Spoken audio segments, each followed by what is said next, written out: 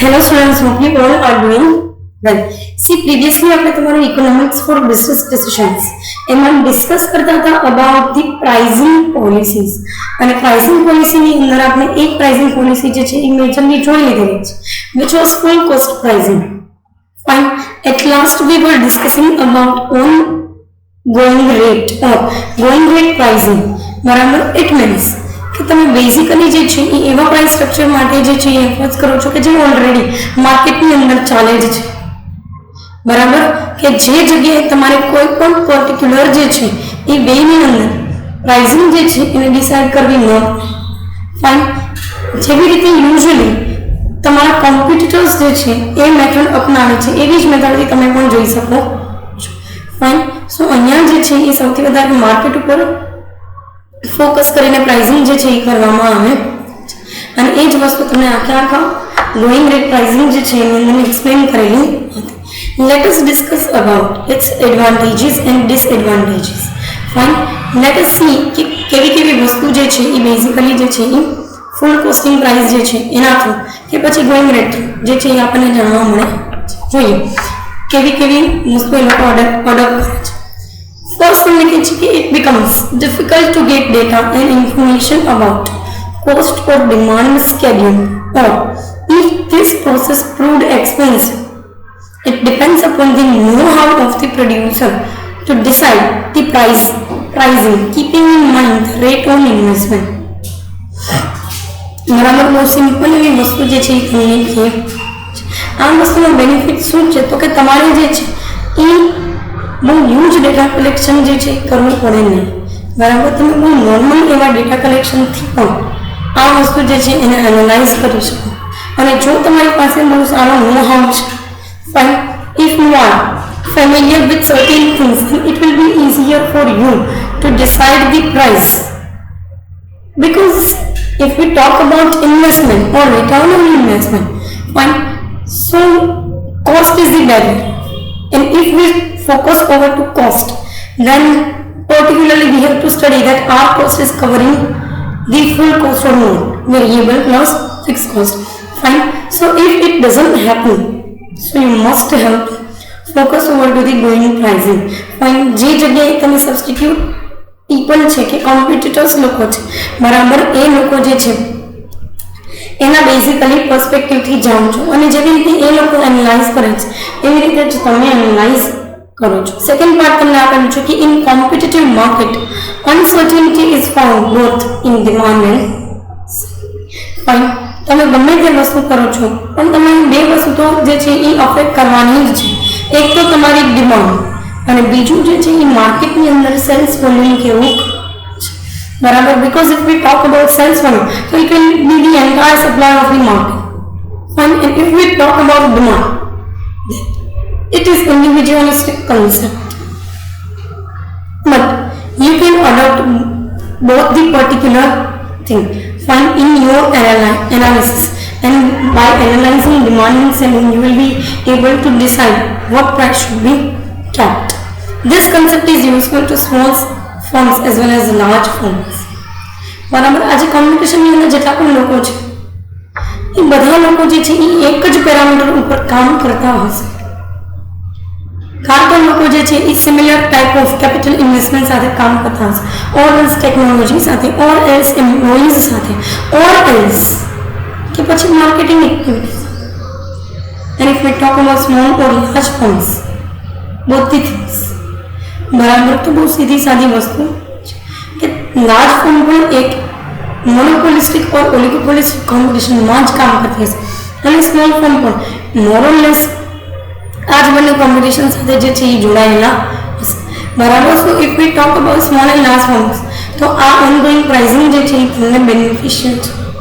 જેમાં કોઈ પણ એક સિંગલ માર્કેટ લીડર જે છે એ બેઝિકલી એના ઉપર જે છે એ બેઝડ હોય. ફાઇન. સો એક પર્સપેક્ટિવ આપેલું છે where competitors prepare to accept common pricing, this one is useful.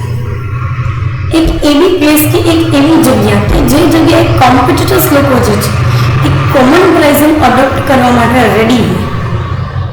It means કે હું મારો કોમ્પિટિટર એનો કોમ્પિટિટર અમે બધા જે છે કોમન પ્રાઇસિંગ સાથે ચાલતું કે એક પ્રાઇસ બેન્ડ ડિસાઇડ કરી લઈએ છીએ, બરાબર, અને એ પ્રાઇસ બેન્ડ થ્રુ અમે જે છે એ કોમ્પિટિશન કરીએ છીએ. તો આ શું છે તો કે માર્કેટની અંદર વન સેન્ટર્ડ સ્ટ્રેટેજી જે છે એ દરેક કોમ્પિટિટર્સ લોકો અપનાવે છે, અને જે બી સેન્ટર સ્ટ્રેટેજી કોમ્પિટિટર્સ લોકો અપનાવે છે એના થ્રુ જ તમે માર્કેટની અંદર સક્સેસફુલ સપ્લાય ક્રિએટ કરી શકો with respect to demand. Fine. અને લાસ્ટ પાર્ટ તમને આપેલું છે કે this method is useful to companies which are at a maturity. આવું એ જગ્યાએ જે છે એ એવી કંપની જે છે એને લાગુ પડે કે જે જગ્યાએ કંપની લોકો મેચ્યોરિટી સ્ટેજ પર હોય, કંપની ઓલરેડી ગ્રોથ સ્ટેજ પાર કરી લીધું, ઇન્ટ્રોડક્ટરી સ્ટેજ પણ પાર કરી લીધું છે, કંપની કાં તો હવે મેચ્યોરિટી ઉપર છે, ઓર સેચ્યુરેશન ઉપર છે, ઓર ડિક્લાઇન ઉપર છે. ફાઇન. સો એ બહુ સિમ્પલ એવો જે છે એ વે આની અંદર આપેલો, બરાબર. કારણ કે દરેક કંપની જે કંપની ગ્રોઈંગ સ્ટેજ ઉપર હશે એ લોકોએ કમ્પલસરીની જે છે એ down pricing or we can say that the low penetration pricing જે છે એ રાખવી પડશે. ફાઇન. ચલો તો તમે માર્કેટની અંદર ઇઝીલી જે છે એ તમારી જાતને શો કરી છે. તો એ એક પર્સપેક્ટિવ આપેલો છે કે ભાઈ કંપનીઝ જે છે મેચ્યોરિટી સ્ટેજ ઉપર હોય તો they have already grown up, અને એ કોઈ એક્સ્ટ્રા રિસોર્સિસ પણ યુઝ કરવાની ટેમ્પરરી કોઈ જરૂરિયાત હોતી નથી. Fine. So in that particular case જે કંપની એકદમ સેચ્યુરેશન સ્ટેજ ઉપર છે એ ઓનલાઈન પ્રાઇસથી ચાલી શકે, કારણ કે એ લોકોએ ઓલરેડી પ્રોફિટ કમાઈ લીધો છે, અને પ્રોફિટ કમાવાનો તો કોઈ મોટિવ રહ્યો, બરાબર. આગળ તમે લિમિટેશન્સ આપેલી છે.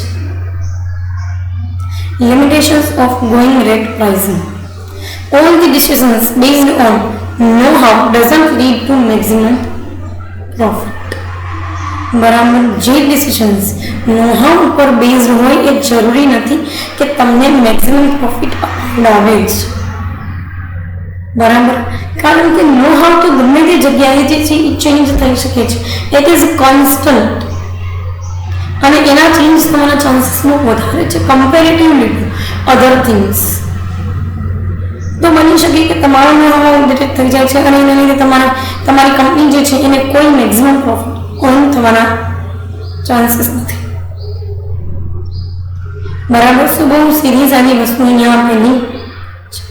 સેકન્ડ પાર્ટ કે છે કે price taking from other competitors will lead to stagnancy in the market.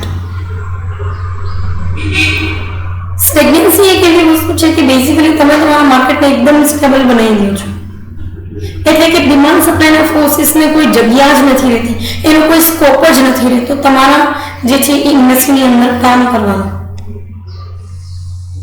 તો બહુ સીધી સાદી વસ્તુ કે માર્કેટની અંદર સ્ટેગ્નન્સી જે છે એ તમારા demand as well as supply જે છે એ બંનેને કંટ્રોલ કરી લેશે. ફાઇન. અને પ્રાઇસ ટેકિંગ જો તમે કોમ્પિટિટર સાઈડથી લો છો તો કોમ્પિટિટર્સની જગ્યા વધારે બને છે તમારા કરતાં, એમાં પણ જે લોકો તમારા કરતાં થોડાક આગળ છે, જે લોકો ઓલરેડી તમારા કરતાં ઝાઝી પ્રાઇસે વસ્તુ વેચે છે, એ લોકોને માર્કેટની અંદરથી પ્રોફિટ લઈ જવાના ચાન્સ બહુ વધારે છે. સો બહુ સિમ્પલ એવી વસ્તુ છે કે કોમ્પિટિશન જે છે એની અંદર સ્ટેગ્નન્સી આમાંથી ડિમાન્ડ સપ્લાય તો જે છે એ સપ્રેસ થઈ જ જાય છે, એના લીધે જે છે તમે પણ કોમ્પિટિશનમાં ટૂંકા માટે કેપેબલ નથી. Your sustainability will be completely declined. Fine. Price taking creates conflict between competitive firms and it is not advisable. ઘણી બધી વખત કોઈ કંપની જે છે એ પ્રાઇસ ટેકિંગ જે છે અવોઇડ નથી કરતી અને ચીપર પ્રાઇસે વસ્તુ હોય છે, ઇટ મીન્સ તમારો જે છે એ વસ્તુ વેચવાનો સ્કોપ એકદમ જે છે એ ઘટી જાય છે, બરાબર. અને તમે માર્કેટની અંદર કમ્પીટ કરવા માટે પછી કેપેબલ જ ન હોય ને, લોકો તમારી પ્રોડક્ટને ચીપ પ્રોડક્ટ તરીકે પરસીવ કરે છે, અને જો તમારી પ્રોડક્ટ ચીપ પ્રોડક્ટ તરીકે પરસીવ થઈ ગઈ ઇટ મીન્સ કે માર્કેટની અંદર બધા લોકો પ્રીમિયમ તરીકે વેચતા હશે તો જે છે એ પ્રીમિયમ તરીકે તમારું જે છે એ પ્રોડક્ટને રિપ્રેઝન્ટ કરવાની હતી, એની બદલે તમે ચીપ તરીકે રિપ્રેઝન્ટ કરો છો. તો basically loss is completely yours. So એ એક એડવાન્ટેજીસ અને લિમિટેશન્સ જે છે એ તમને ગોઈંગ રેટ પ્રાઇસ માટે આપેલી છે, બરાબર. ગોઈંગ પ્રાઇસ એટલે કે માર્કેટ પ્રાઇસ, જે માર્કેટ પ્રાઇસ ચાલે છે એ. ફાઇન. સો એ એક પર્સપેક્ટિવ જે છે આની અંદર આપેલો છે. કમિંગ સેશનની અંદર આપણે ડિસ્કસ કરશું સ્કીમિંગ પ્રાઇસિંગ ઓર પાયોનિયરિંગ પ્રાઇસિંગ. પણ પર્ટિક્યુલર આ સેશન માટે જે છે એ અહીંયા સુધી રાખીએ. Thank you so much.